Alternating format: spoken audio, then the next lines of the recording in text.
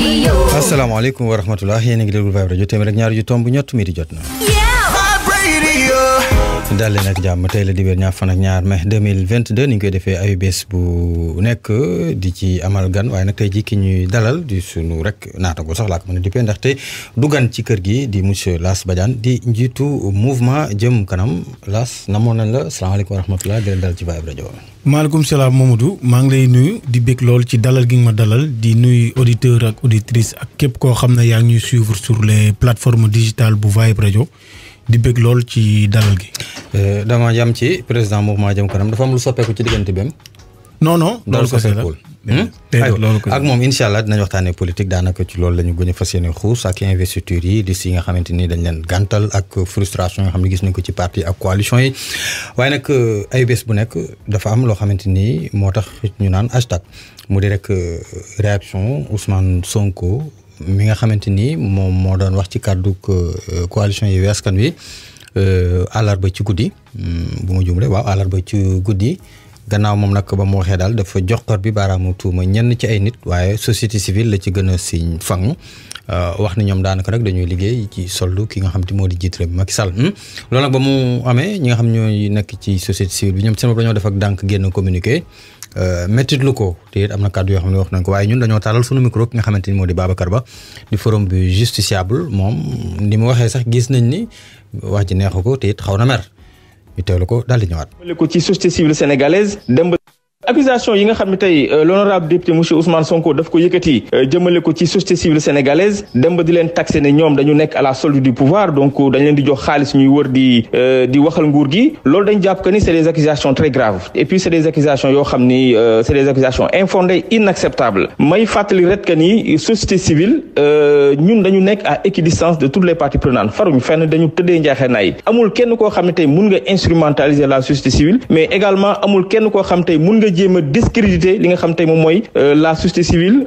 par rapport ak opinion publique bi may wax que ni ñun dañu nekk benn société civile boo xam ne dafa tëddee njaaxaanaay dafa dëgër société civile boo xam ne également amul benn complexe pour tey su waree défendre li nga xam tey moom mooy les textes war a défendre les principes yi nga xam tey ci moom mooy sous-tendre un bon état de droit loolu duñ ci hésiter parce que société civile aussi waroo am complexe pouvoir bu pouvoir defee da nga war a dal ci kawam mais également société civile waroo am complexe opposition boo gisee ni parfois opposition moo ngi def loo xam ne jaaruwul da nga ko war a génn dénoncer et si may fàttali nii bi de 1960 à aujourd'hui bi ñu amee bi état du Sénégal nekk état du Sénégal ba léegi société civile dafa mus a am rôle observateur donc élection bu fi mus a jàll dañ ko mus a observer di joxe suñu xalaat avec rigueur ak objectivité donc tey propos yi nga xam ne Ousmane Sonko daf ko tenir dañ koy condamner di ko inviter également que na am beaucoup plus de clairvoyance am aussi beaucoup plus de responsabilité saa bu jógatee di wax ay propos di ko jëmale ci société civile bi. Babacar Ba forum du justiciable ci jokkoom ak Mouhamadou Fatou Ba Lass dégg nga ko de coow li dañuy tàmbale bari nag ah. waaw je pense que le député maire de Ziguinchor Ousmane Sonko donc ci déclaration de presse bi mu def joxor ma baaraamu tuuma waa société civile. donc wax que li mu xalaat ci ñoom. maa ngi déglu Babacar Ba forum du justiciable li mu wax waaye xam nga d'une part Ousmane Sonko li mu wax lu tax du neex a teggi. mooy ñi ñuy wooyee société civile ils sont tous partisans. parce que Babacar Ba bi décret Macky Sall moo ko fal en 2020. OFNAC mi ngi OFNAC. Moundiaye Cissé bi jiite ONG 3D moom rek ngay dégg moom mi ngi ARMP ci conseil de régulation bi. maanaam les membres de la société civile yi ñuy wooyee société civile ñoom ku ci nekk président de la république jël na décret am la fu mu la làq. te boo xoolee seen position antérieure ni ñu doon joxorbee ni ñu doon xaxaree ni ñu doon attaqué nguur gi. xam nga Babacar Ba mi ngi wax ne ñoom dañoo war a nekk ci équilibre.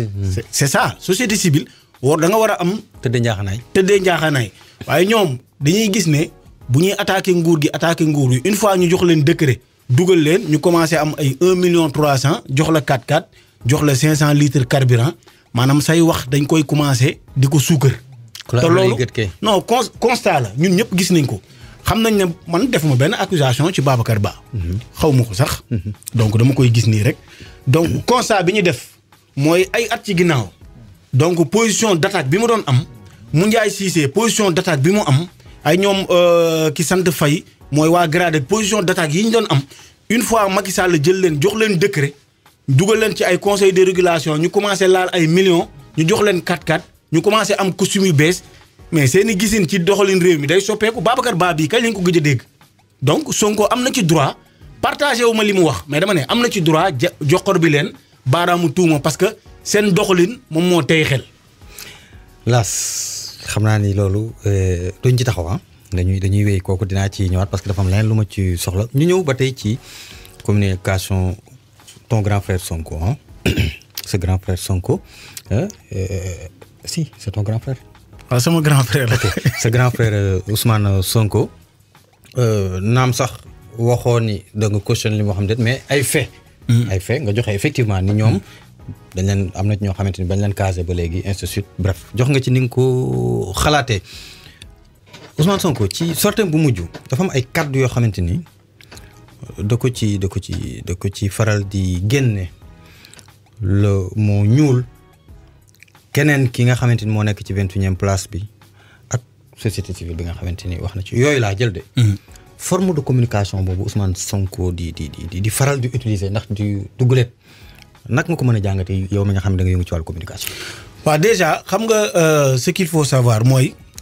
Ousmane Sonko bu nit ñi di xaar ci moom mu diluer sa communication. maanaam duñ ci am lu leen neex. parce que kon du ko njar moom. non moom du ko njar parce que moom liyee ko jig moom lii la xam moom mber ngemb la dañ koo dàq moo tax mu fësal ci boppam ci wàllu politique. il faut savoir que Ousmane Sonko 2014 la am parti. ba muy am parti permanence am bi mu yoroon Yoff ay nit daanuñu foon sax nekk man mii la ko doon jox ma koy exploiter di ko louer ay conférence de presse ak yooyu. ba ñuy dem élection 2014 élection locale ba mu ko waxee ne ko mais grand yow doo dem élection xam lu ma wax yow bëggaloo ma jàmm man kenn xamuma. donc il a fallu que Macky Sall dàq ko révé ko mu mer commencé nag am doole commencé nag def massification. xam nga kooku maanaam aigreur boobu nekk ci moom maanaam tàngaay boobu nekk ci moom la jàppal nguur gi ak képp ku mu àndal. donc man gisuma moom mu changer communication mais dafa am beneen aspect bi nga xam ne loolu c'est de la responsabilité individuelle des journalistes sénégalais. mooy journalistes sénégalais yi dafa am ñoo xam ne dañoo ñàkk fayda. parce que non dañoo ñàkk fayda. parce que yow nit mënul ñëw muy Ousmane Sonko muy beneen politicien. il y a combien de sujets d'actualité beaucoup plus importants que ay déclarations de presse. mais booy def déclaration de presse mais da ngay def un communiqué de presse que tu envoies à toutes les rédactions mais lan moo tax yenn journalistes yi maanaam mobiliser seen logistique mobiliser seen ressources humaines bu Sonko ne damay def déclaration de presse ñu daw taxal ko seen micro mu ñëw wax lu ko neex xaxar saaga xas ñu ko neex après ñu la seen bagage dem da ngay toog sa rédaction. bu waxee ba pare qu'il te fasse la synthèse envoyé la ko communiqué. s'il y a lieu. nga exploité ko boo ci gisul lu amul njariñ mais nga nekk ci leneen Mamadou fii may wax ak yow aliment volaille kenn mënu koo gis. dëgg la yaa ngi dégg. saako bi doon jar 14000 mi ngi ci 19000. c'est vrai fii may wax ak yow bidon diwlin bi doon jar 20 litres 14000 mi ngi ci 23000 saako ceeb non parfumé bi doon jar 12500 mi ngi ci 16000. 16500. saako parfumé bi doon jar 15000. mi ngi ci 22000 donc c'est ça des sujets les plus urgents des sujets qui préoccupent les Sénégalais parce que majorité Sénégalais yi ils sont pauvres ils sont dans une précarité extraordinaire donc dëkk bi il faut que ñu changer le débat hisser le débat bañ a xaar ay Sonko wala ay Benno Bokk Yaakaar di woote ay déclaration de presse ni ñuy dem alors que y a des sujets beaucoup plus importants fi may daanelee mooy mais y a une semaine 2 semaines mais y a eu des massacres y a eu des meurtres y a eu des assassinats ay xale yu ñuy rendi. dinañ ci ñëw. gisoo ci ministre de l'intérieur addu ci. gisoo ci ministre de la femme addu ci. seen patron le père de la nation le président de la république doomu Sénégal fépp fu ñu ko nootee wala fépp boo xam ne jël nañ bakkanam boo demee dans des pays de grande démocratie ñi nga xam ne dañuy respecter les droits de l'homme mais le président de la république day génn def Twitter wala mu génn def déclaration naqarlu ko. mais loolu yëpp gisuñu ko. nous sommes dans la politique politicienne quotidiennement et loolu bokkul ci liy doxal réew. yaa wax waxi ndóol moo tax ma ciy ñëw kon dafa mel ni njiitu réew Macky Sall loolu da koo xam ba waral mu tàmbaliwaat di maye ay 80 000 francs. mais loolu c'est une mauvaise politique. Macky Sall xamul lu baax. déet waay. jël 43 milliards. je te dis man je suis un chef d'entreprise. man damay analyser en tant que sénégalais bi nga xam ne qui vit dans la grande banlieue dans la précarité extraordinaire le sénégalais. c'est-à-dire tu ne peux pas prendre 43 milliards nga ne da nga koy jox ay familles démunies c'est-à-dire à raison de 80 000 80 000 Mamadou Fall ñëpp ñuy déglu Vibe Radio xam nañ ne boo ci jëndee saaku ceeb 23 000 nga jënd ci bidon diwlin 24 500 23 500 dépense ñëwagul de. maanaam mu yegg 43 000 kilo suukar fii may wax ak yow paquet suukar bi mi ngi jar 1000 francs 1 litre diwlin mi ngi ci 1500 francs donc loolu boo ko joxee une famille nga jàpp ne da nga koy jàppale dans la ci maanaam fan yu gudd benn weer lay jeex famille boobu day delluwaat dans la précarité. te bu nekk doguma la mais bu nekkee ci location sax gën a dee. mais loolu c'est une mauvaise politique. Macky Sall xamul ni maanaam c'est-à-dire Macky Sall nit ñi dund bi ñuy dund da koo yëgul. c'est ça le véritable problème. kon la daloon Abdou Diouf ko nar a day. non Macky Sall yëgul ni les gens souffrent. Macky Sall yëgul ne délestage yi dafa amaat. Macky Sall yëgul ni fii may wax ak yow ñu ngi jamonoy cooroñ. man baykat laa.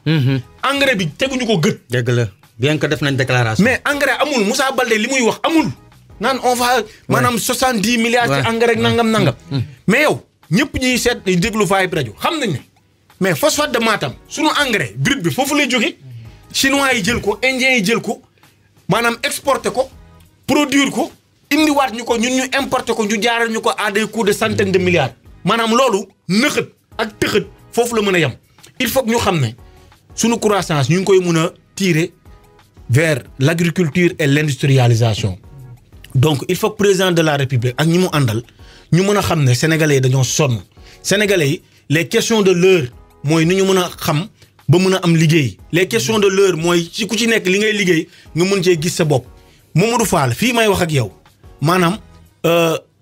maanaam gàcce la sax ñu ne diw day liggéey day fayeeku weer wu dee parce que y a une pression sociale extraordinaire qui pèse sur tes épaules parce que weer wu dee bu jotee xamuñu ndax sa employeur fay na la dañuy jàpp ne fay na la sa employeur il fait des pieds et des mains yaa ngi dégg pour mën a fay ay employés en contrepartie employé bi li muy jot lekk na ko lépp na borom bitig bi lépp na jabaram lépp na marché bi maanaam lépp na gaz lépp na ceeb facture courant électricité téléphone njàng doomam balaa salaire bi di ñëw c'est-à-dire il survit les gens ne vivent plus les Sénégalais survivent je pense que loolu mooy les questions de l'heure mais ay politiciennes yi ni jëmale lu réew kanam. question de l'heure yooyu nga wax ni dëkk bi xëy amu fi ñu ko am sax da nga leen di yërëm waral xëy na nag mu xalaat sax xëyu ndaw ñi de wala. non xëyu ndaw ñi xam nga escroquerie politique bi ci nekk xam nga nit da ngay wax rek de manière objective li mu def programme xëyu ndaw ñi recruter ay jeunes sur le principe man je suis d'accord lu baax la mais dafa amul mucc. parce que c'est des recrutements c'est des recrutements temporaires c'est-à-dire c'est des emplois précaires par exemple xam nga ñii di liggéeyee ci UCG bi. man am naa ay xarit yoo xam ne dañoo yor ay magasins multiservices. ay entrepreneurs. dañ leen di fay ci benn plateforme lañ leen di fayee seen xaalis mais ni leen di fay maanaam agent UCG bu ñëwee maanaam wala ñi nga xam ne dans le cadre de programme xëy ndaw ñi. ñu lay fay. boo leen di fay sa yaram day daw parce que bu ñu waxee ne dañ lay fay 90 000. wala dañ lay fay 80 000. yaa ngi dégg parce que c'est entre 60 000 et 90 000. loolu la ñuy wax mais loolu c'est brut. ok c'est brut. dara génnagul c'est pas net. dara génnagul bu ñuy jox employé bi bu ñu la nee salaire bi ah non xëyu ndaw ñi 90 000 lañ lay fay. boo demee ci plateforme boobu noonu. nga xam ne morning banking la ñu la koy jox. bu nekkee 90 000 la tu ne reçois pas. plus de 75 000. bu nekkee 80 000 la tu ne reçois pas plus de 70 000. donc loolu. il faut nit ñi am la bonne information. xam ne nit day nekk ci liggéey ci mbalit bi. le 1er ba le 31 à la fin du mois il se retrouve avec moins de 70 000 ou bien moins de 75 000. yaa ngi dégg amul prime de risque ñi ñu jël programme xëyu ndaw ñi. kenn amu ci prime de risque. yaa ngi dégg prime d'accident amuñu ko. amuñu benn sécurité. non amuñu ko. amuñu ko de. déet waay ñi nga xam ne c'est des emplois permanents. ñi nga xam ne ñoom maanaam parce que balaa UCG ñëw fekk na fi ay Anta Kadarkar ak yooyu. mooy ñu fi nekkoon. mooy ñoom Madani si syndicalistes. ñooñu ñoo am une protection sociale parce que ñooñu ils ont des contrats à durée indéterminé pour la plupart. bonne et due forme. te ñooñu bariwuñu mais parlant du programme xëy ndaw ñi ñu ci bari ay emploi précaire lañ am amuñu protection sociale bu ñu feebaree ñoom ñooy fay seen bopp te jour bu ñu liggéeyul dañ leen koy dagg entre 2500 et 3500 ñoom xam nañ ko moo tax ils sont obligés chaque jour bu ñuy feebar sax dañuy dem liggéey moo tax nga leen gis ndeysaan chaque jour. donc loolu il faut que les Sénégalais aient la bonne information sur le principe je suis d'accord sur le recrutement mais tamit en matière de protection sociale képp kuy liggéeykat da nga ko war a am te loolu dañ leen war a jàppale parce que ngay liggéey ci mbalit yaa ngi dégg mbalit bu baaxoon duñ ko denc suñu kër dëgg la c'est parce que mbalit loraange la moo tax kenn du nangu mu fanaan ak moom yow sa biir kër da nga koy génnee maintenant les gens qui ont la charge jël mbalit bi yóbbu ko ci oto yi yóbbu ko ci mbëbës ak yooyu dañ leen war a gën a mën a jàppale gën a war a jaajëfal ngir ñu mun a am protection bu ñu feebaree mën a faju mu di seen émission hashtag news di beer ñaar fan ak ñaar mai 2022 di ci dalal rek njiitu mouvement Jëm ca kanam Lass Badiane ñu dugg nag ci wàllu politique bi la ko waral moo di ni ñu ngi waajal législative yi waaye débat bi Lass dafa agité wu te agitement yëpp xam nga lan la dañ maa beddi position bi baaxul waxtaanul ak man maanaam question d'intérêt rek lañ ci gis. waaw mais loolu moo am xam nga Sénégal loolu moo fi yàgg am moo tax boo ñëwee bëgg def la politique autrement dañ lay jéppi maanaam doo fa yàgg boo xoolee ñi nga xam ne dañoo ñëw naan une nouvelle offre politique nangam indi ay valeur mais indi ay principe nangam c'est-à-dire dañ lay beddi dañ lay xeeb dañ lay naan yow ngaaka nga parce que politique Sénégal li fi am c'est la délation c'est-à-dire c'est les calomnies c'est la médisance fen la jëw la yàq der la c'est-à-dire tuumalante xaxarante waxante lu ñaaw boo jekkoo sa morom rendi ko politique ñi ciy survivre c'est parce que ils sont professionnels dans ces pratiques-là boo xoolee aussi bien coalition Benno Bokk Yaakaar Aar Sénégal Yewwi Askan Wi mais coow Yewwi Askan Wi lañ gis bu Benno Bokk Yaakaar bu génnee ñëpp génn ci ñoom. waaw parce que Macky Sall sax ci réew mi bon président APR ak bu Benno Bokk am na lu muy waajal gaa ci ñooñu. Doliprane la. Efferalgan boo xam ne da leen koy jox pour piquer leen. mais militants authentiques qui se sont longtemps battus pour la cause du président bañ koy indi fii centrale 2009 ànd ak moom am na ñoo xam ne ils n'ont jamais été promis faale wuñu leen transhumants yi lañ jël.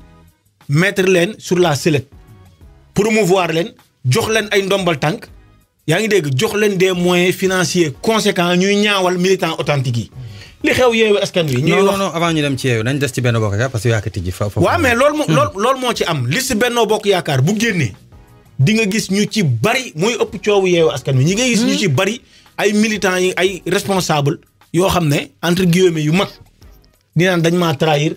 dañ maa war dañ maa nangam parce que gis nga liste Benno Bokk Yaakaar li ci nekk. mooy li ci ëpp ci ñoom ay transhumants lañ.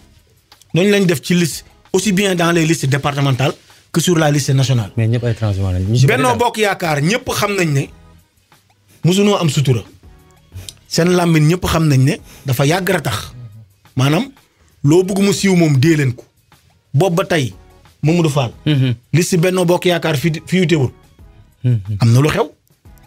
Benno Bokk Yaakaar mënuñoo denc secret. mais li koy justifier li ñuy wax nii quoi bon ñu njort ni li ngay wax nii bon dina ñëw parce que dama lay suivre souvent boo dooree bomb bu tojee effectivement day xeeñ ah est-ce que du li amoon ci local yi borom kër gi tàppe ci table ni bëgguma liste parallèle bëgguma ñàngam ñu def ko ba pare di ko ñaawal est-ce que du loolu moo waral moom it mu jël transhumants yi teg leen tête de liste fii wala fële ba pare. transhumants yooyu wëlbati ko di ñaawal ñi nga xam ñoom la ñu dippee les militants de première. mais li ci am xam nga ci local yi. Macky Sall dafa dem ba réaliser. lu ko jaaxaloon la nag mooy moom musul yaakaar ni. biir camp dinañ ko défier noonu. ok parce que moom dafa jàpp ni moom mooy buum mi c'est-à-dire lu ko neex lay def ñëpp ne waaw. waaye gis na ci local yi bu tànnee am na ci ñoo xam ne yàgg nañ xeex ak moom dañ koy naan d'accorduma ci sa tànneef dem defi lu leen neex. loolu mooy démocratie te ñooñu ñu ci bari dañoo am ndam.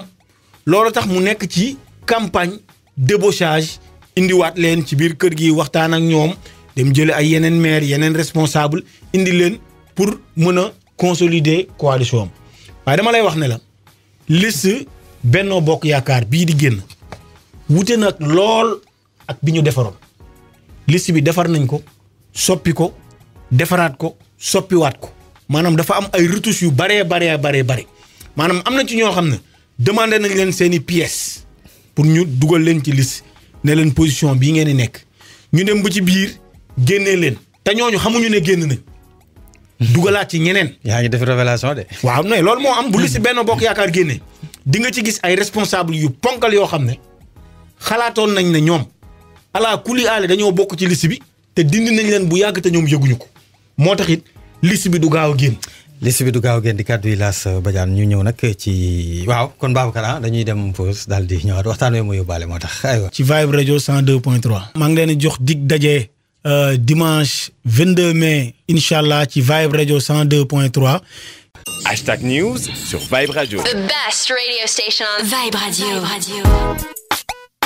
Vibe Radio téeméer ñaar yu tomb ñett mu di seen émission Hashtag News dibéer ñaar fan ak ñaar mai 2022 di ci dalal rek monsieur Lass Badiane njiitu jëm kanam ci liste Benno Bokk Yaakaar la ñu nekkoon léegi nag dañu ñëw ci Yewwi Askan Wi d'abord état bu parrainage bi la ñuy gis ñu gis ni am na ñu dugal am na ñuy génne mbir mi daal boo koy xool Lass dafay mel ni dafa am ñu nekk ci ginnaaw te kenn xamu leen wala kenn yëgu leen wala boog dafa mel ni ay complot dafa xaw a am ci biir ndaxte ay roof roppi yaa ma joxoon sama cachet leeral naa def naa recours coow li bari na te buñ jëlee kaawu spécifiquement Yewwi Askan Wi mais Déthié Fall du ko ndaw ci côté yooyu donc lii lépp am na fi ndax amul lu ñu sous-marin amul ndax amul lu ñu liggéey ci ginnaaw.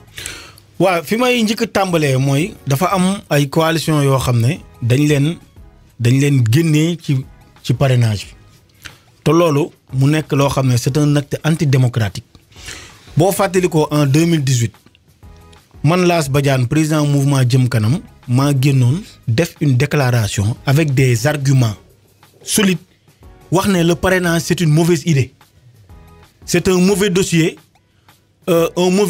il ne faut pas essayer de l'améliorer il faut le supprimer képp ku dugg ci internet bi nga tapé Lass Badiane parrainage di nga ko gis. dem nañ ba CEDEAO ne il faut ñu dindi parrainage. waaw. parce que parrainage bi nii ñu koy defee da ngay jël en France c'est le parrainage des élus. mais ku la parrainé da nga koy xam. mais fii xam nga lan moo tax parrainage bi contrôle parrainage bi mënul baax parce que DGE direction générale des élections moom mooy contrôler parrainage bi booy contrôler parrainage bi da ngay ñëw toog rek ñu tegal la ay écran man je suis informaticien de formation bu génnee ESP ñoom li ñuy def noonu mën naa def lu ko raw parce que logiciel bi nga xam ne moom mooy contrôler les parrainages mais logiciel boobu mais concepteur bi ce sont des ingénieurs informatiques ñoo koy defar des ingénieurs de logiciel maanaam mun nga ko defaree nu la neex mu génneel la ay agrégats yu la neex. ok donc lan moo tax nga gis une coalition donnée ñu ne dafa am 30 000 doublons ñu ne Benno Bokk Yaakaar moom amul 30 doublons te Benno Bokk Yaakaar dem uti ay parrainage gëm sa bopp dem Aar Sénégal dem Yewwi Askan Wi dem ñeneen ak ñeneen dem mais ñu ne par exemple benn coalition moom dafa am 30 000 doublons maanaam Benno moom moo gën a néew la doublon moo gën a néew la rejet pour autre motif c'est-à-dire ñoom seen parrainage moo set quoi léegi ñeneen ñi am na ñu àndal donc c'est pas sérieux déjà contrôle parrainage bi logiciel bi koy def logiciel bi c'est pas fiable parce que logiciel boo koy def yow yaa koy def comme je l'ai dit tout à l'heure yaa koy commandé yow yaa siy def ay matrix yow yaay def ay agrégat mu génne lu la neex yaa ngi dégg donc beneen bi mooy au sein de coalition Askan Wi mooy Yewwi xam nga maa ngi ciy def benn texte keroog le jeudi passé donc di ci wax ni bon bi ñu publié ci L'As quotidien. waaw donc le jeudi passé maa ngi ciy wax ne les leaders de Yewwi Askan Wi doivent avoir l'humilité de dire aux Sénégalaises et aux Sénégalais qu'ils ont eu tort mieux qu'ils ont menti frontalement aux Sénégalais parce que li ñu wax du dëgg. parce que dañoo dem ne Barthélémy Diaz dem le maire de la ville dem dans ci buntu DGE ne régime bi Macky Sall ak DGE ñoo trafiqué seeni liste changé ko. Déthié Fall le mandataire ñëw ne dañ koo trafiqué. Sénégalais yëpp jàpp ne dañ leen tooñ. ñu dem ba ci biir Benno def conférence de presse dafa am benn fait bu doy waar boo xam ne nit ñi dañ ko cee seetluwul. Benno Bokk Yaakaar bu Dakar moo doon def conférence de presse mais dafa am un intrus. muy Farba Ngom. Farba il est le maire des Agnam. bokkul Benno Bokk Yaakaar Dakar. c'est pas Benno Bokk Yaakaar national. parce que am nañ ay porte-parole ñooñu waxuñu. keroog ce sont les responsables de Benno Dakar qui ont tenu une conférence de presse ñoom ñoo doon wax boo xoolee ñi toog ci présidium bi ñi doon wax mooy c'est les responsables de Dakar Aliou Ndoye la. Zahra Iyane Thiam la. Dakar Bamba Fall la. boo xoolee Mimi Touré mi nga xam ne sax moom mooy tête de liste bi waxul donc c'est les responsables de Dakar ñoo doon wax parce qu'il s'agissait d'une dualité entre Yewwi Dakar et Benno Dakar. Farba Ngom ba mu ñëwee l'honorable député ba mu ñëwee kan la tudd. un nenko ni Saliou Sarr. kenn xamuloon Saliou Sarr mu ñëw ne Yewwi bu ñu amee lu leen naqari qu'il demande des comptes à Saliou Sarr. donc tegal sa loxo il a fait tous ces kilomètres tout ce déplacement pour génne le nom de Saliou Sarr. waaw parce que am na lu mu ci xam. moom laa la wax ni parce que Farba Ngom quoi qu'on puisse lui reprocher lépp lu muy wax da koy assumer man Farba Ngom ba mu waxee Saliou Sarr man xam naa Saliou Sarr ci bëkk néegu Khalifa Sall yu ko gën a fidèle la bokk. lu ëpp fanweeri at ñi ngi ànd. Khalifa Sall bokk na ci yi nga xam ne da koy def te du ci feeñ Saliou Sarr moom la koy digal. bokk na ci ay mbiram. laas taxawal kon sama question mi ngi commencé am réponse mais man leeragul ci sama bopp dafa mel ni. waaw non li may lay leeral mooy. ba Farba Ngom waxee ne Saliou Sarr. nit ñi ci lañ commencé dem ut photo Saliou Sarr. te man bind naa daaw ci sama page Facebook ma ne Ousmane Sonko c'est un politicien mineur. Comment il a pu être berné par un homme politique périmé ma leen Khalifa Sall tur la am mais amatul représentativité ndax maa ngi moom ñoo dëkk Grand Yoff. loolu c'était pas des attaques personnelles sur la personne de Khalifa Sall. man je suis un analyste objectif damay xool je me base sur des faits du factuel. Khalifa Sall lii nga xam ne Saliou Sarr xam nga Saliou Déthié Fall ba mu génnee dafa ne Saliou Sarr la jox cachet. Saliou Sarr benn télé dem ci moom mu waat ne Déthié Fall waxul dëgg. yaa ngi dégg. xam nga kon version yi mi ngi changé. commencé na bu yàgg waay. DGE moo trafiqué liste bi Farba Ngom dafa génnee ne Saliou Sarr la Déthié Fall ne Saliou Sarr la Saliou Sarr génn ne Déthié Fall la Déthié Fall mooy mandataire bi. après qu'est-ce qui s'est passé Ousmane Sonko ba mu génnee def déclaration de presse ragg Déthié Fall yaa ngi dégg ñoom seen biir Cheikh Bara Dolly moo njëkk a wax ne ñoom seen biir ñoom ñoo fautif donc Saliou Sarr la mooy responsable. Saliou Sarr fu mu bokk taxaw Sénégal. taxaw Sénégal ku ko jiitee Khalifa Sall. donc li coow li doon bari yëpp ñu ciy tudd diw ak diw ki ko sooke te kenn dégg ko ba fii may wax ak yow kenn dégg ko te kenn du ko ci dégg c'est Khalifa Ababacar Sall Mamadou Fall. dama lay expliquer parce que dafa am lu xew loo xam ne Lass Badiane da koo waxoon nit ñi weddi ko te Lass ay waxam ku ko yàq di nga ko defaraat wala mu def la noonu man maa fi waxoon ni Khalifa Sall dem jàppale Macky Sall moo ko bàyyi Yewwi Askan Wi dem jàppale Macky Sall moo tax mu créé Yewwi Askan Wi parce que Khalifa Sall il a les mains liées il faut qu'on parle on discute objectivement. Khalifa Sall dañ koo condamné pour escroquerie sur les deniers publics par rapport à la caisse d'avance. boo xam ne Khalifa Sall il n'est plus éligible. Khalifa Sall kan moo ko mën a setal ngir nit ñi ngir mu mën a voter ngir nit ñi mun koo voter mais c'est Macky Sall et sa coalition Benno Bokk Yaakaar di nga xam ne ñoo am majorité à l'Assemblée nationale. donc Lass dañuy continuer après de pour rebondir ci loolu nga wax ni il a été condamné par nangam sangam moo waral donc Barthélémy Diaz joxe ay moto ma kii ñoomin seen nga ni waaw góor def na en 1 mois lu ko def lu ëpp 5 ans ci maire bi deful. waaw non xam nga man man après Barth xaw ma ko. non je sais non dama ci. Barth ànduma ak moom. dama lay suivre man je parle par rapport aux faits. ouais. man je suis un Dakarois je suis un contribuable de Dakar Khalifa Sall bañ ko jàppee sur la caisse d'avance fii ci place de l'Indépendance nous collectif des contribuables de Dakar bi ma jiite mooy commerçants yi entrepreneurs yi benn hôtel bi nekk fii. ci ginnaaw benn banque bu mag.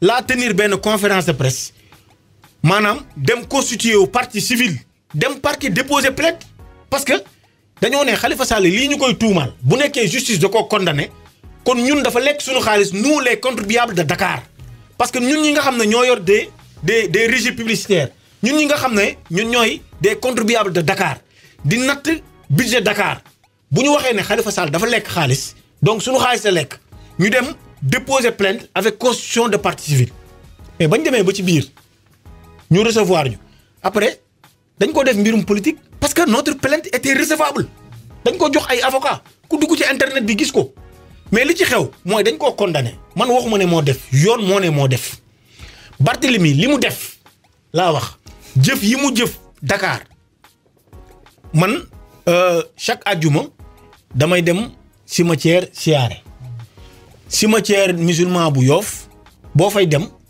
yére bi ngay dem siyaare mënoo ko continuer dem liggéey parce que day tilim cimetière bi am na poussière bu acre cimetière bi tilim na mais bu ma gisee Barthélemy Diaz jël ay pavage di pavé cimetière bi mais ñun suñu mbégte la ñun ñi nga xam ne suñuy waajur suñuy mbokk dañ fa nekk ñu dem di leen siyaare sa oto boo ñëwee dugg cimetière bi ñaari oto bu ñuy ñëw il faut kenn ki taxaw keneen ki jàll parce que dafa xat cimetière bi tilim na mais gis naa le maire de la ville waxuma politicien le maire de la ville ñun nga xam ne Macky Sall sax mooy maire am mais di def ay action yu rafet ni ci temps bu mais ci temps bu record man damay jaay moto tricycle 1,4 million lay jar 1,5 million après nga jaar commercial yaa ngi dégg bu ma gisee Barthélemy Diaz di jël ay moto tricycle di ko jox les citoyens de Dakar Barthélemy Diaz permis yi muy joxe man sama mouvement jëm kanam ba ma gisee affiche bi dama ko dugal sama groupe WhatsApp gars yi am naa 8 personnes yoo xam ne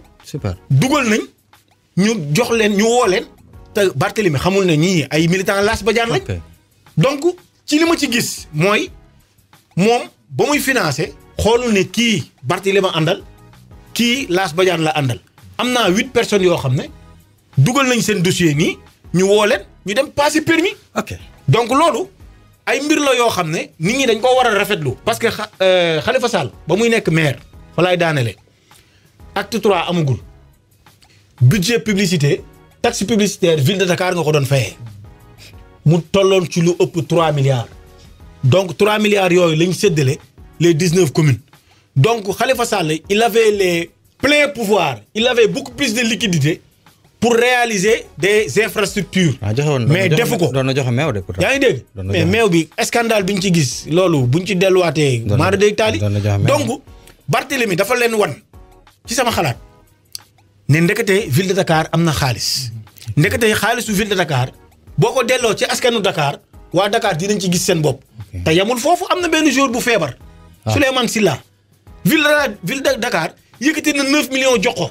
kon sama appel bi fii laa defee sama appel te xamuma ko di jour bi. yaa ngi dégg Babacar mii mooy sama sedd fii laa defee appel. parce que booy boobu fubal na ak samay rak. fii laa defee appel. Grand Yoff. voilà c'était un joueur talentueux Souleymane Sylla. maa def appel fii fubal na ak samay ñoom rek ñoom Moutarou Baldé capitaine Teungueth FC ak ñeneen ak ñeneen donc mu yëkkati 9 millions. c'est bien keroog jox ko c'est bien. yëkkati ay chaises roulantes. c'est bien joxe yëkkati ay machines à coudre joxe Barthélemy li mu joxe jox ko waa Thiès jox ko waa Ndar jox ko waa Ziguinchor man waa Dakar laa gis mu jox ko te am na ci ñoo xam ne gis naa leen ñu am bénéficier wu ci yooyu tax xamuñu Barthélemy xamuñu politique donc loolu c'est un geste à saluer. loolu la ñu xaar ci maire yi daal. waaw loolu la ñuy xaar ci maire yi mais pas ay wax na jënd nga ceeb jënd nga dugub te jëndoo ko. ak joxe meew aussi. mais boobu kañ 2 milliards bu ko xale yi naanoon seen biir daw. Lass ci émission lañ nekk. maa ngi jégalu mbokk auditeurs yi di rafetlu geste boobu parce que woo naa fi ñoo xamante ni jege nañ mouvement kàcc mooy bi ñu fiy génne ay millions yu bari di ko jox Seydina Omar Touré. capitaine jotagu ci nag de non juste une parenthèse moom jot na ko am jotu ko loolu taxul ma fi ma doon waxee mooy dama leen ñoom kàcc ñu bàyyi xel ci kooku nga xamante ni 15 millions kese la doon wut. j'avais lancé un appel donc sûrement Bart. mais merci voilà donc non man dama ko def c'est parce que dama ni dadul yoon. dañu ñuy jàppale ku ko soxlawul. di bàyyi ñu ko soxla. exactement muy kàcc ñëpp nag man ñëpp laa ci yemale quoi. parce que fii média la boo xamante ni nous ne sommes pas pour kàcc nous ne sommes pas pour Bart nous sommes pour tout le monde. exactement ñu dem donc Khalifa Sall ni ma la déggee mooy que ni loxoom mi ngi ci ginnaaw loolu laa ci mën a jàngat man. non mais da ngay xool liste nationale bi. day gaaw nag da ngay xool liste nationale day gaaw waaw. Sonko ki mu joxor mi baraamu tuuma ba mu gedd muy Moussa Tine. mais tudd ko Moussa Tine xam nga tudd ko. man maa ko tudd Moussa Tine la. Moussa Tine. moom la Khalifa Sall joxoon en tant que Kadakar. jël chef de cabinet am Aminata Diallo def ko PCA en tant que Kadakar. Macky Sall xam ne mbalit bi c'est de l'or dur. maanaam wurus la bu dëgër. mais mu nangu mbalit bi ci moom créé UCG. donc Khalifa Sall il avait les pleins pouvoirs xaalis bu bari la yoroon ville de Dakar te liggéeyu ci dara Dakar lépp lu fi baax Pape Diop moo ko fi def piscine olympique beeg sami municipal beeg 2 voies Liberté 6 yeeg 2 voies camp pénal yi donc Khalifa Sall ñi mu def ci liste nationale bi mooy ay nit yu taxawu Sénégal yaa ngi dégg. te Moussa Tine boobu dafa bàyyoon Yewwi Sonko li mu wax dëgg la donc mënuñu def coalition nga gedd dem coalition bi am benn résultat après tu reviens ñu lay def li ba pare. mais cette lâcheté légendaire de Moussa Tine xam nga mooy lim politiciens yi dañoo ñàkk jom parce que yow ba gars yi di xeexoo ñu am dara ñu woowaat la dimbali la yow bu ñu ko defoon 53e position sax dafa war a sant benn rajo invité ko fii ne ko ndax liste bi ñu la def position 21e mu ne ma non je constate mais jàppoon naa ne damay gën a jege. mais loolu ñàkk jom la ak ñàkk ngor. par la suite sax nee na def na kii pour ñu dindi ko faf. mais parce que Sonko bu ko waxuloon du ko dindi parce que kooku warul nekk ci liste nit da ngay ànd ak moom ci xeex bu amee victoire ngeen bokkoo ko. kon ba léegi éthique day ñëw. donc du ñu mooy politiciens yi rek. waaw politiciens yi ñoom éthique ba léegi dafay ñëw. quoi ba tey dañu ñëwaat ci beneen coalition boo xamante ni bi ko nit ñi déggee jaaxal na naam sax ñoom dañu préciser ni ci yenn ci ay département la ñu déggoo muy Yewwi ak Wallu ndax lii lépp ci local ya am na lu nuyoo woon du dëgg sëy buñ ni woon dañ koy bëgg a takk faf mujj ta am ñu toog ba nëgë ni comme la ñuy wax rek politique moom du wasin du ëmb day xëy rek wasin ñu toog ba sàgg ñu ni ñoom ñaar déggoowuñu ak ci yii la ñu déggoo ci ay département Yewwi Wallu non nit ñi dañoo jàpp ne ci local yi la tàmbalee man Lass Badiane 2017 ci élection législative yi boo xoolee taxawu Sénégal ak Wallu parce que taxawu Sénégal moo nekkoon la principale force de l'opposition en 2017 boobu Idriss Seck ak Khalifa Sall ak ñoom Déthié ci la nekkee député na ma xamul sax lan moo tax ba tey démissionné wul te bàyyi nga réew mi. loolu parenthèse de toute façon léegi beneen bi parce que seen session bu mujj moom c'est vendredi. beneen bi mooy Ablaye Wade la ñu waxoon ne dañuy def coalition de toutes les forces vives de l'opposition Ablaye Wade jiite ko. ñu dem ba ci biir Idriss Seck d'accord parce que boobu Khalifa Sall mi ngi ci kaso bi yaa ngi dégg. ci lañ def liste maanaam jiiteel wàllu PDS def seen coalition bopp mooy les libéraux taxaw Sénégal def seen liste bopp parce que boobu jubuwuñu woon mais la nuyoo woon 2017 mais moom lañ ko fay 2022 parce que à vrai dire Khalifa Sall di ba mu nekkee ci kaso bi il n'a jamais rompu le contact avec maître Abdoulaye Wade. Khalifa Sall donc mi ngi fépp quoi. Khalifa Sall il n'a jamais rompu le contact avec l'ancien président Abdou Diouf toog naa ci benn média ma leen Khalifa Sall Macky Sall proposé na ko le poste de premier ministre boo xool gisee Macky Sall yéex a fal premier ministre parce que dafa am ñu bari ñu ngi ko dig. Khalifa Sall bokkoon na ci ñi nga xam ne Macky Sall daf leen dig premier ministre coow li am ñu teg ko ci suuf donc Abdou Diouf mi ngi ciy dox tànku jàmm rapprochement Khalifa Sall ak Macky Sall Abdou Diouf mi ngi ciy dox tànku jàmm rapprochement Khalifa Sall ak Ablaye Wade dañoo am ay points en commun mooy l'amnistie éventuelle de Karim Wade et de Khalifa Sall donc Ablaye Wade li mu bëgg ci àdduna li ko gënal mooy ñu amnistier doomam. te tamit dañuy waxante dëgg de manière objective kan moo fi am majorité à l'Assemblée bu ñu mun a am amnistier parce que du ñu amnistier sax Karim wala Khalifa mais dañuy amnistier une période. te ma lay jox information fii. aywa bu législative yi jàllee. incha allah dinañ def benn projet de loi. Lass Badiane moo leen ko wax. nguur gi dina def un projet de loi. yóbbu ko boo xam ne dañ koy tëgg conseil des ministres soumettre ko à l'Assemblée nationale. pour ñu amnistier des faits allant d'une période donnée à une autre période donnée. te boobu dañ ciy laxas Petro-Tim dañ ciy laxas caisse d'avance dañ ciy laxas enrichissement illicite yaa ngi dégg maanaam parce que mënuñu wax ne parce que booy amnistier da ngay naan diggante 2000 ba 2010 wala nga ne diggante 2012 ba 2022 te selon mes informations li ñu bëgg a def mooy des faits allant entre 2008 ak 2022 des faits qui ont été yoo xam ne dafa am entre 2008 yaa ngi dégg parce que 2008 ci la Karim Wade nekkee ministre des infrastructures nag nangam ak nangam. entre 2008 2009 n'oublions pas que Khalifa Sall ci la nekk maire de la ville de Dakar donc ci information yi ma jot information de première main mooy projet de loi bi ñuy tëgg mouture bi loolu la c'est entre 2008 ak 2022 loolu bu ñu ko defee.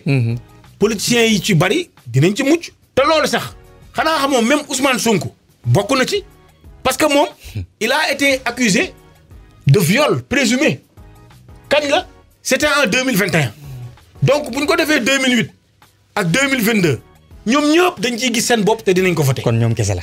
comme politiciens yi dañuy nax sénégalais yi. dañuy nax sénégalais yi yow yaay njiitu mouvement jëm kanam du ma dellusiwaat ci local yi ndax gis naa liggéey bu mucc ayib ba nga fa def da nga mbotti waaj ba ci kaw mais moom moo la mujj a daan législative yi dégguñu la. non législative yi mouvement jëm kanam. pare na wuñu. bokkuñu ci liste nekkuñu ci dara. donc ñu ngi ci ay mbiri yeneen yu ëpp solo. te incha allah bu ëllëgee dina feeñ. beneen actualité semaine bi du ma la invité ba nga ñëw doo ci wax mbiru Gana Gueye ak maillot bi ak couleur yi. waaw non xam nga benn sujet bu sensible la te sous le coup de l'émotion ñu ci bari ñu ngi ciy wax. te xamuñu ni mu demee. c'est-à-dire Gana dañ koo condamné te defagul. xam nga Gana dañ ko condamné te defagul Gana ba tey solul maillot Gana bokkul ci feuille de match ku bokkul ci feuille de match solo maillot lan lañ lay condamné sur quel fait maanaam deful faute nga bëgg ko condamné maanaam dañ ko condamné ci xel Gana deful communiqué de presse wala tweet ne duma sol maillot c'est pour des raisons personnelles la wax ak entraîneur am 4 jours avant wax ak entraîneur am ne ko du ma jouer journée bi. du ma football. donc lan moo tax ñu bëgg a wax ne maillot bi la. Gana Gueye ba tey waxuñu donc dañ koo condamné te deful benn acte. donc maa ngi koy soutenir dans cette épreuve. waaye di fàttali ni képp koo xam ne da nga nekk dans le sport de haut niveau. dafa am ay clauses contractuelles yoo xam ne da lay lié. te dafa am ci boo xam ne muy. une convention collective du droit à l'image bu joueur yi di signé. bu tollé bi yëpp passé man dama gëm droit dama gëm yoon conscience am may na ko mu bañ a nangu yenn yi. waaye tamit en contrepartie joueur yi bu ñuy signé. ngir ñu fay leen xaalis dañu xool lu ñuy signé. am na benn joueur Papi Cissé dafa newoon du sol maillot Wonga sponsor Paris en ligne. communiqué club bi Newcastle envoyé ko contrat am mu dem jox ko avocat ba mu ko liiree daf ko ne demal sol. donc am na ci yoo xam ne sa conscience personnelle may na la dul ko def. mais tamit bu ñu demee au fond. ba topp yoon da ngay daanu parce que dafa am ay clauses contractuelles. mi ngi mel ni banque yi rek. waaw ngay signé rek te xamul nekk ci biir. te beneen jàngat bi ma ciy def. mooy à l'endroit des joueurs de l'équipe nationale du Sénégal. Mamadou Fall est-ce que xam nga ne joueur équipe nationale du Sénégal yi nekk équipe A ñoom Sadio Mané ak yooyu. fédération bi signé wul ak ñoom benn convention collective du droit à l'image. c'est un scandale. amul benn joueur équipe nationale boo xam ne loolu c'est une parenthèse. boo xam ne c'est-à-dire sponsoring équipe nationale di nga ci am ay prime rek ngay am prime de sélection prime de match. alors que en France maanaam sa première sélection bu ñu la sélectionné rek dañ lay signaloo une convention collective du droit à l'image individuelle et collectif maanaam boo leen def ay campagne de promotion de manière collective. yow encaissé nga ba pare. chaque match joueur équipe de France dañ lay jox 25 000 euros chaque match de l'équipe de France. muy amical muy éliminatoire muy compétition internationale chaque jour 23 yi dañ lay jox 25 000 xam nga loolu pour la sponsoring li tax ma xam ko nag parce que man agence communication laa yor donc di liggéey ci loolu. am ay partenaires yu nekk Europe. donc loolu tax ñu ciy liggéey. yaa dugg ci équipe nationale wax ci France moo tax ma def transition kon Boubacar Kamara jot na 25 000 euros. waaw non xam nga. sélectionné nañ ko voilà une parenthèse la pour wax sélectionné nañ ko. Deschamps woo na ko. Kaaw Boubacar Kamara waaye ñi ngi xaar. moom mu tontu. parce que bu nekkee dafa wuy ji équipe de France. mooy il s'est carrément foutu de nous. parce que daf ñoo utiliser di fecculu. pour jaay boppam. pour fàttali ne Deschamps ne boo ma woowul damay dem fële mais à vrai dire buggul ñëw Sénégal man nag maa ngi xaar sa décision parce que man bu nekkee Aliou Cissé dama koy def ci liste bi. parce que dama ko clair. parce que le 4 juin. ñun dañoo war a jouer Aliou Cissé da ko war a def ci liste bi. peut-être dina ko ci def. ba pare parce que moom mënul joxe son accord de principe parce que man loolu jot naa ko. joxoon na accord de principe am gis na ak ay fédéraux waxtaan nañ ba mu am accord de principe am ba sunu match contre Côte d'Ivoire mois de juin le 4 dafa war a jouer loolu la jox accord de principe Aliou Cissé donc man bu ma nekkoon Aliou Cissé dama koy dugal ci liste bi. mën na ko ci dugal de. laissez-lui le libre choix de choisir entre la France et le Sénégal su boobaa nag ñu mun cee jox ay yeneen conclusions. ok loolu ci sport loolu ba léegi dañ ci des Angleterre tey. nit ñi dañu dem sax bay xalaat naan une première mën na fi doxe am play-off ci football diggante City ak Liverpool ba léegi pay amagul tey maanaam bu ñu demee ba ñu égalité gars yi ñu ngi njort naan est-ce que sax play-off duñ ko def pour seet kan mooy premier. waaw mais loolu day firndeel rek ne ñoom mooy championnat bi gën a dynamique mooy championnat bi gën a neex. championnat bi nga xam ne dernière journée.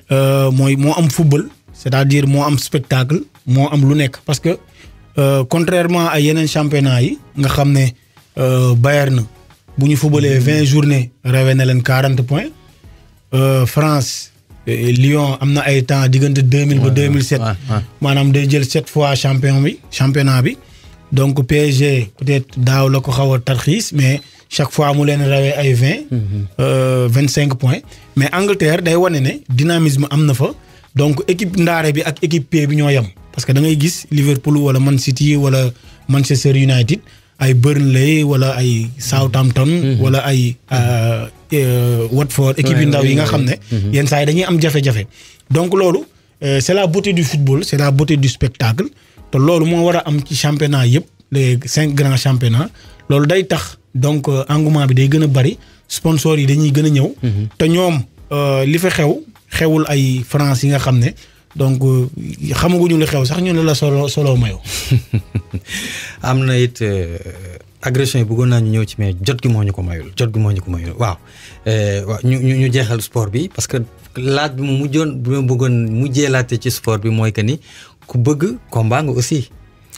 waaw bëgg bëre nga amateur lamb la waaw tey xat na trop dañ la tuddee lamb waaye même bu dee public aussi dañ la tuddee lamb parce que man maa la invité tey ji xat na trop. mais ñëw nga laas dañ lay tuddee làmb léegi. waaw xam nga laas production da doon tëgg làmb mooy agence bi ma yor dama doon tëgg làmb stade Iba Mar arène Adrien Senghor terrain gaal gi. ñu bari nag fa lañ xamee laas doon tëgg ay làmb ay spectacle ay concert ak yooyu mais à un moment donné ma def retrait ci làmb ci parce que pratique yi ciy xew. mooy violence beeg nangam ak nangam ma dem nekk ci sponsoring ak leneen. mais nag dama am ku mu xam ne su ma mag la Assane Ndiaye Baol production. di suma mag di suma mbokk taalibe di ku baax moo ma woo ne ma tëgg naa samay làmb ba pare mais dama la cee gis dama laa bëgg indiwaat ci làmb def la parrain combat Malem Niani ak Toubacouta boo yooyu nga xam ne kenn ëpp leen mbooloo ci Sénégal Malem Niani ak Toubacouta combat jànq combat boo xam ne 3 heures ku demul Iba Mar Diop doo am foo toog fii may wax ak yow maa ngi bàyyi nit ñi xaar yàlla ñi ngi yendu ñi ngi añ fii ak ci kanam ay 1 heure la ñuy añ donc 3 heures lañuy moom dinañu fekk stade. incha allah waaw donc waa xaar yàlla ñi ngi foofu noonu xaar yàlla. dégg képp koo xam ne yaa ngi Arafat Grand Yoff Cité Millionnaire di dégg émission bi mun nga départ léegi ñëw fekk ñu xaar yàlla parce que dañuy añ bu ñu añee ñu dugandoo ci oto yi dem ci làmb ji incha allah. kooku brèche la woon pour que ni donc Las Production dama bëgg nga promettre ma ko Las Production làmb bi muy tëggaat Vibe Radio danaan ci mbét ci biir. dama non. confirmation waaw mais Las Production dina dugaat ci làmb. te bu dugaatee incha allah ki koy accompagner bu dugaatee ci làmb dinaa ñëw sama premier partenaire incha allah Vibe Radio lay doon. Las nuyu naa la gërëm naa la sant naa la sa kàddu bu mujj. waaw jërëjëf Mamadou Fall jërëjëf sant naa la bu baax di bég lool ci dalal gi nga ma dalal fii c'est un plaisir toujours immense bi may animer à chaque fois mooy ñëw ci studio Vibe Radio di leen féliciter comme ni ma koy faral di waxee. boo taalee sa oto di dem ci àll bi. donc Vibe Radio yamul Dakar. effectivement muy Mbour bi ma dem Kaolack Kaffrine donc saa su ne damay déglu les programmes de Vibe Radio. mu nekk li nga xam ne public bi dañ koo bëgg waaw parce que da ngay dem di parce que nit ñi boo bëggee xam ñu ngi lay déglu dugal ci marché yi. wala nga dugg ci oto yi. effectivement te man damay dugg ci marché yi di dugg ci oto yi donc nit ñi ngi déglu programme bi may ñaanal direction bi ak employé yi. staff bi yëpp donc yàlla na gën a jëm kanam. top management bi. ñu gën a yokk milliards yi. amiin dugal ko ci équipe bi. gën a yokk ressources yi gën a yokk capacité yi. donc maa ngi leen sant bu baax di leen gërëm. ñu nit ñu ngi lay jaajëfal mu doon sunu émission hashtag news dibéer ñaar fan ak ñaar mai 2022 doon ci dara rek njiitu mouvement jëm kanam Las Badiane Babacar Kane Mamadou Fall di leen jox dëgg jaay incha allah bés bi ñu dëgmal ci kanam tuuti Anta neen ko tegal ci YouTube gannaaw vibradio.sn application bi teew nañ wooy leen di ànd ak ñun ci Facebook Twitter Instagram sunu chaîne YouTube ak si bugg Canal Plus numéro 557. Hashtag news sur Vibe Radio. The best radio station on Vibe Radio.